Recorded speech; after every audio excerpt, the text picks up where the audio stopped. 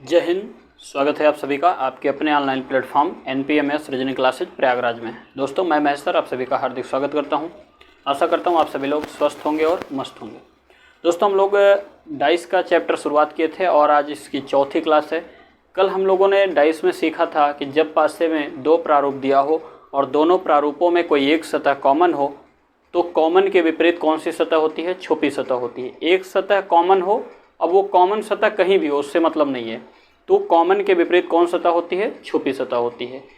और उसी पैटर्न पे हम लोगों ने क्लॉकवाइज रूल सीखा था कि जब एक सतह कॉमन हो तो कॉमन वाली सतह को आधार मानकर हम लोग क्लॉकवाइज घूम जाएंगे, तो बाकी जो सतहें हैं उनका भी विपरीत हमको आसानी से पता चल जाएगा। दोस्तों उसी के हिसाब से आज हम लोग दूसरे टाइप की शुरुआत करेंगे। आज हम लोग दूसरा टाइप और तीसरा टाइप दोनों हम लोग जो है पढ़ने का प्रयास करेंगे। जैसा कि आपके सामने लिखा हुआ है, क्या लिखा है? आज हम लोग का नियम नंबर 2 है, जिसको हम लोग कह सकते हैं नोट नंबर 2। क्या लिखा है? यदि पासे का दो प्रारूप दिया हो और दोनों प्रारूपों में कोई एक सतह कॉमन हो। कल भी एक सतह कॉमन था, आज भी एक सतह कॉमन है, लेकिन कल और आज में क्या अंतर है उसी बात को हम लोग समझने का प्रयास करेंगे। एक सतह कॉमन हो और एक नया शब्द आज हमको मिल रहा है, क्या? कॉमन होने के साथ साथ वो कहाँ होना चाहिए? समरूप पर होना चाहिए। एक सतह कॉमन हो और समरूप। समरूप का मतलब ये होता है, जैसे देखिए पासे में 6 सतहें होती हैं, बायां दायां ऊपर नीचे सामने और पीछे। तो समरूप का मतलब ये होता है बाएं का समरूप हमेशा बायां होगा, दाहिने का समरूप हमेशा दाहिना होगा, ऊपर का समरूप हमेशा ऊपर होगा, नीचे का समरूप हमेशा नीचे होगा, सामने का समरूप हमेशा सामने होगा और पीछे का समरूप हमेशा पीछे होगा। मतलब ऊपर वाली सतह के समरूप ऊपर वाली सतह, बाईं वाली सतह के समरूप बाईं वाली सतह, दाहिने वाले सतह के समरूप दाहिनी वाली सतह। तो ऐसे ही कह रहा है, जब एक सतह कॉमन हो और वो कहाँ पर हो? समरूप पर हो, तो शेष बची जो दोनों सतहें हैं, इसको ध्यान रखिएगा। एक सतह कॉमन हो और समरूप, इसको याद रखिएगा। और साथ ही साथ जब ऐसी स्थिति मिले तो शेष बची दोनों जो सतहें हैं वो अपने अपने जो समरूप सतहें हैं उसके क्या हो जाएंगी? विपरीत हो जाएंगी। हमारे सामने एक एग्जाम्पल रखा हुआ, जरा इस एग्जाम्पल से हम लोग बात समझने का प्रयास करते हैं। हम अगर देखें तो दोनों में क्या कॉमन है, तो आप कहेंगे सर 2 यहाँ भी है और 2 यहाँ भी है। तो आप कहेंगे सर दोनों में 2 नंबर वाली सतह क्या है? कॉमन है। और आप अगर देखेंगे कॉमन, ये देखिए ये सामने है, यहाँ भी कहाँ है? सामने है। तो कॉमन एक ही सतह है, लेकिन ध्यान रखिएगा यहाँ भी सामने है, यहाँ भी। तो सामने का समरूप हमेशा सामने वाली सतह होती है।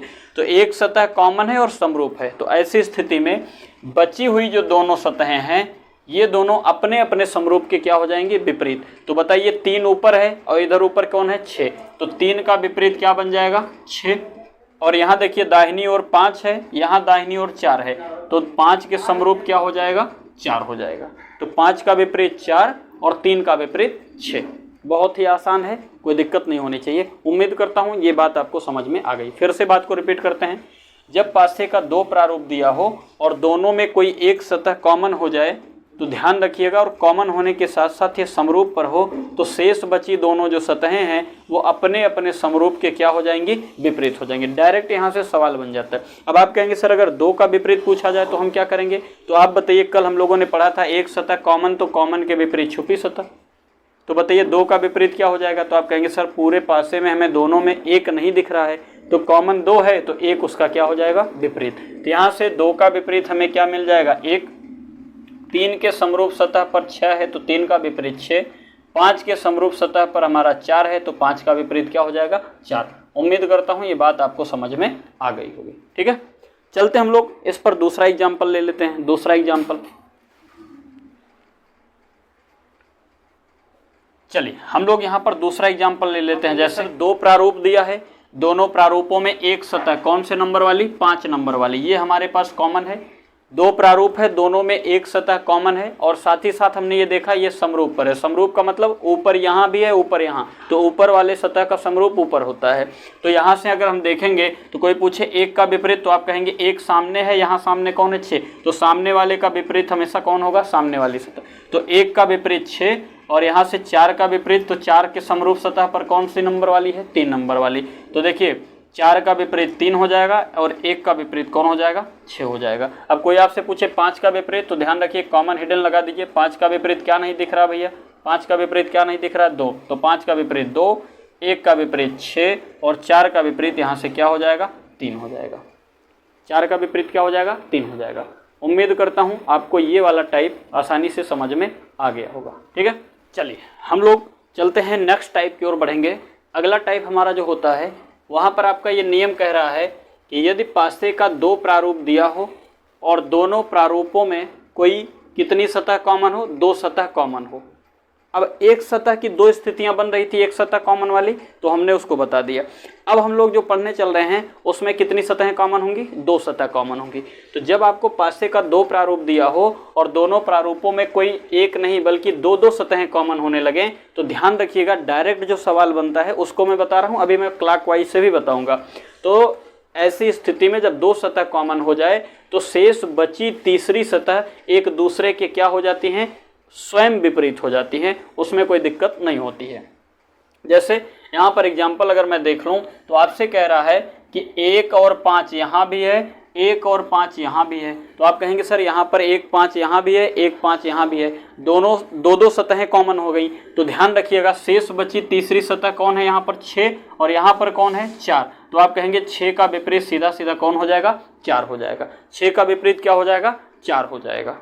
हमने क्या बताया कि जब पासे का 2 प्रारूप दिया हो, दोनों प्रारूपों में कोई 2 सतह कॉमन हो जाए, तो ध्यान रखिएगा शेष बची तीसरी सतह एक दूसरे के क्या हो जाती है, विपरीत हो जाती है। अब आप कहेंगे सर एग्जामिनर अगर 6 का विपरीत पूछा तो हमने आसानी से बता दिया 4, लेकिन अगर वो मान लीजिए 1 का विपरीत पूछ ले या मान लीजिए आपसे 5 का विपरीत पूछ ले, तो ऐसी स्थिति में हम क्या करेंगे। तो ध्यान रखिएगा फिर हमको जाना पड़ेगा बेसिक के पास। बेसिक क्या कहता है जरा उस बात पर हम लोग विचार करते हैं। बेसिक यहाँ पर उल्टा हो जाएगा, क्या, जब 2 सतह कॉमन हो, जब 2 सतह कॉमन हो तो जो कॉमन नहीं है, जो कॉमन नहीं है उसको आधार मानकर कैसे घूम जाएंगे, क्लॉकवाइज। उसको आधार मानकर क्लॉकवाइज घूम जाते हैं, है ना भैया। इस बात को ध्यान रखिएगा, ये स्टार लगा लीजिए। हमने क्या बताया कि जब 2 सतह कॉमन हो जाए तो शेष बची तीसरी अपने आप विपरीत होती है। अगर एग्जामिनर शेष बची हुई सतह का अपोजिट पूछेगा तो आप इस ट्रिक से आसानी से बता देंगे। लेकिन आपसे अगर जो कॉमन है उसका विपरीत पूछ लेगा, जैसे 5 का या 1 का, तो आपको फिर बेसिक के पास जाना पड़ेगा। बेसिक क्या कह रहा है कि 2 सतह जब कॉमन हो तो आप उसको आधार मानिएगा जो कॉमन नहीं है। ध्यान रखिएगा, जब 2 सतह कॉमन हो तो जो कॉमन नहीं है उसको आधार मानकर क्लॉकवाइज हम लोग क्या करेंगे, घूम जाएंगे। तो अब चलते हम लोग बेसिक से इसको लगाने का प्रयास करते हैं। बेसिक में देखते हैं क्या इन दोनों का विपरीत हमें मिलता है या नहीं मिलता है। तो आप यहाँ पर ध्यान रखिएगा, यहाँ पर हमने देखा कॉमन क्या नहीं है, 6 और 5। तो हमने कहा उसको बेस बनाएंगे, यहाँ पर जो कॉमन नहीं है तो हम इसको बेस बना के क्लॉकवाइज घूम जाते हैं। क्लॉकवाइज घूमेंगे तो मुझे ये वाली स्थिति मिल जाएगी। तो यहाँ से चलेंगे तो पहले मिला है 6, फिर मिला है 1 और फिर मिल गया हमें कितना, 5। वहाँ हम चलेंगे तो क्या मिलेगा, 4 दूसरे में, फिर कौन मिलेगा हमको भैया, 1 और फिर क्या मिलेगा हमको, 5। जरा एक बात बताइएगा, यहाँ पर 6 का विपरीत 4 है, देखिए बेसिक से भी पता चल गया और डायरेक्ट हमने ट्रिक को ध्यान में रखा तो भी 6 का विपरीत हमें क्या मिला था, 4 मिला था। अब हमें 1 और 5 का विपरीत चाहिए। जरा आप याद करिए पहली क्लास में मैंने आपको बता रखा है, और जिन्होंने अभी तक पहली क्लास नहीं देखा है आप जाइएगा हमारे YouTube चैनल पर, आप जाएंगे तो वहाँ पर आपको सारी क्लासेस सीरियल वाइज आपको देखने को मिल जाएंगी। तो वहाँ पर मैंने आपको बताया था कि पड़ोसी सतह कभी भी एक दूसरे के विपरीत नहीं होती है, पड़ोसी सतह कभी भी एक दूसरे के विपरीत नहीं होती है। तो आप एक बात बताइएगा, 1 का पड़ोसी कौन कौन है, 1 का पड़ोसी बताओ कौन कौन है। और वहीं पर मैंने आपको एक बात और बताया था कि एक सतह की 4 पड़ोसी होती हैं। पहली क्लास में मैंने ये सब सारी बातें बहुत डिटेल आपको समझा दिया है। जो लोग नहीं देखे हैं पहली क्लास देखिए, आसानी से आपको समझ में आ जाएगा। नहीं समझ में आता आप हमको कमेंट करिएगा, मैं आपको वहाँ पर समझाने का प्रयास करूँगा, ठीक है। तो वहाँ पर हमने बताया था एक सतह की 4 पड़ोसी होती हैं। आप बताइएगा इस अगर मैं 1 का पड़ोसी पूछूं तो कौन कौन है, तो आप कहोगे सर 1 का पड़ोसी कौन कौन है, तो आप कहोगे सर 5 है। 1 का पड़ोसी कौन है, 6 है। यहाँ पे 1 का पड़ोसी कौन है भैया, 4 है। और 1 का पड़ोसी कौन है, 5 है। अब आप बताइएगा 1 के 3 पड़ोसी तो हमको मिल गए, कौन कौन, 5, 6 और 4। अब बचा है एक पड़ोसी और उसका एक पड़ोसी बचा है और एक उसका विपरीत बचा है। अब हमारे पास आप बताइएगा गिनतियां कौन कौन बची हैं। तो आप कहोगे सर एक तो 2 बचा है और एक हमारे पास 3 बचा है। अब आप बताइएगा 3 पड़ोसी तो इसके 1 नंबर वाली सतह के 3 पड़ोसी तो एकदम कंफर्म है, 5, 6 और 4। अब हमारे पास 2 व्यक्ति और बचे हैं, 2 और 3। तो आप बताइएगा इसमें से इसका चौथा पड़ोसी कौन होगा, 2 होगा कि 3 होगा। तो आप कहेंगे सर यहाँ पर हम निर्धारित नहीं कर पाएंगे कि इसका चौथा पड़ोसी कौन होगा। आप बताइएगा जब आप इन दोनों में ये डिसाइड नहीं कर पा रहे हो कि पड़ोसी कौन है, तो क्या आप बता पाओगे कि विपरीत कौन होगा? तो आप कहेंगे बिल्कुल नहीं बता पाएंगे। भाई आपके सामने मैं 2 व्यक्तियों को लाके खड़ा करूं, मैं बोलूं कि आप बताओ इसमें आपका पड़ोसी कौन है, तो आपने कहा सर हमें नहीं पता हमारा पड़ोसी कौन है, हम इसमें दोनों में क्लियर नहीं कर पा रहे हैं। तो अगर मैं पूछूं बताओ अच्छा इन दोनों में दुश्मन आपका कौन है, तो आप ये भी नहीं बता पाओगे। भाई जब आपका पड़ोसी कौन है ये नहीं पता चल रहा है, आपका मित्र कौन है, तो दुश्मन कौन है ये कैसे जान पाओगे? तो वही कंडीशन यहाँ पर है। तो एक के मुझे 3 पड़ोसी मिल गए, लेकिन चौथा पड़ोसी 2 होगा कि 3 ये पता नहीं है। तो भाई एक बात बताओ, अगर उसका पड़ोसी 2 होगा तो विपरीत कौन होगा, 3। लेकिन अगर इसका एक का पड़ोसी 3 होगा तो विपरीत कौन होगा, 2। तो हम निर्धारित तो कर नहीं पा रहे हैं। तो ऐसी स्थिति में ध्यान रखिएगा, एक का जो विपरीत होगा या तो 2 होगा और या तो 3 होगा। अच्छा, अब अगर आपसे कोई यहीं पर पूछ ले 5 का विपरीत कौन होगा, तो जरा 5 का पड़ोसी ढूंढो। तो पड़ोसी विपरीत नहीं होता, तो 5 का पड़ोसी कौन कौन है जरा खोजिएगा।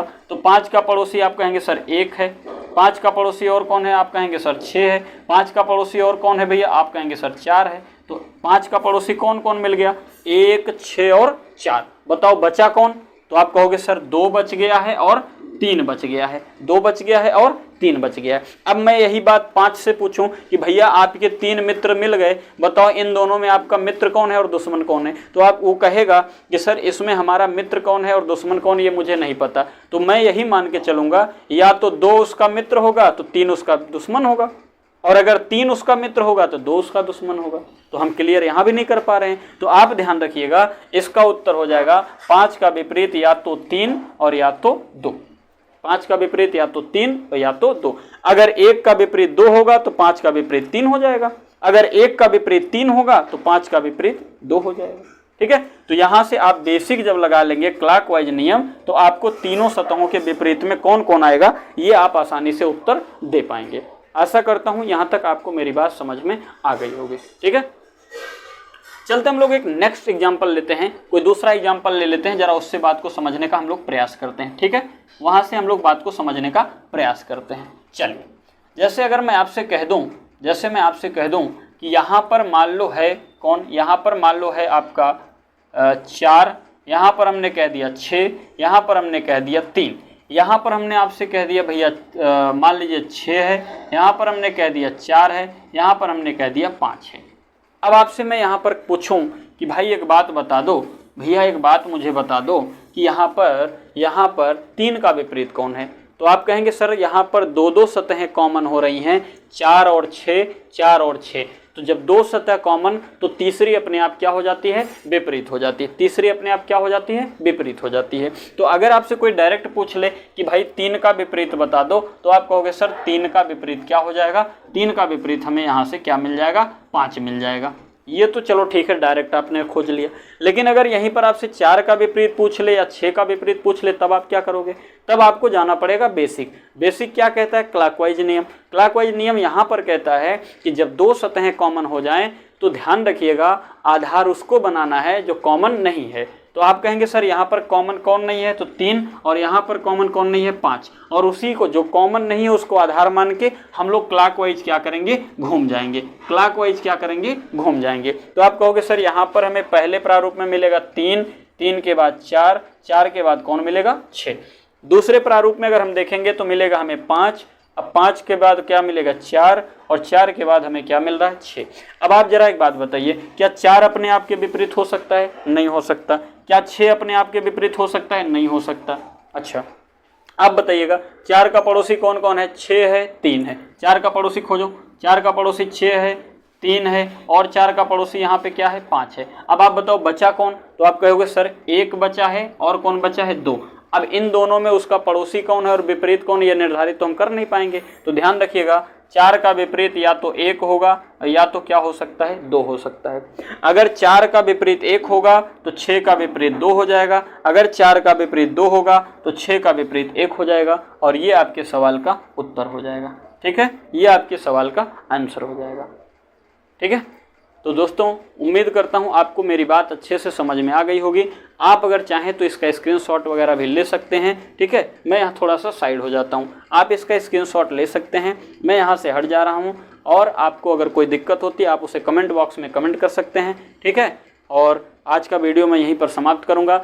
कल मैं आपसे जब मुलाकात करूँगा तो इन तीनों जो हम लोगों ने नियम पढ़ा है, इन तीनों नियम पर सवाल कैसे आते हैं, मैं कुछ आपको सवालों के साथ रूबरू होऊंगा। और आप लोग वीडियो को लाइक करिए, शेयर करिए और वीडियो को सब्सक्राइब करिए। जो लोग नए जुड़े ज़रूर वो लोग सब्सक्राइब करें, आप लोग प्लीज़ सपोर्ट करिए। ठीक है, तब मिलते हैं आपको नेक्स्ट वीडियो में। तब तक के लिए जय हिंद, जय भारत।